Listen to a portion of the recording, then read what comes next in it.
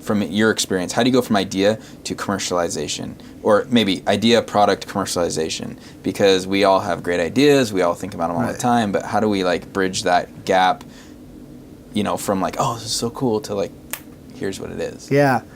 Well, I think, to me, I think most of my stuff comes from creating what I call the box, right? So I will look at a market, or I'll look at a product or a customer group, and I'll start to say, well, what's missing, right? What can I solve for here? Because if you can solve an existing need with a product, right, then it's a stronger and easier sell than trying to convince something new, right? Yeah. If you can say, well, so for instance, one of the companies called WizKids was born out of watching my two older boys who had saved up all their money and went out and bought a very complex miniatures game called Warhammer, right? Because the figures were so cool, and they wanted to have their big battles on the table.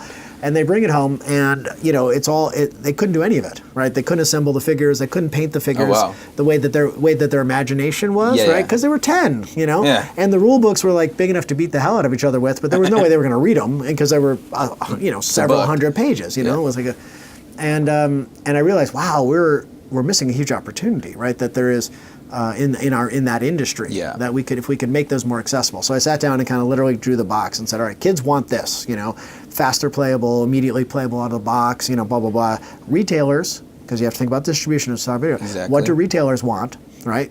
Because retailers, those same miniature products are really difficult for retailers because they take a huge amount of linear space, right? And the turns on each SKU are very low, both of which are killer to retail. Yep. So anyway, just created that box of all the needs, right? And then spent months just working on different solutions to solve the box. And then once I solve the box, that's when the trouble starts, because now I have to make it. Yeah. Right? And that committed.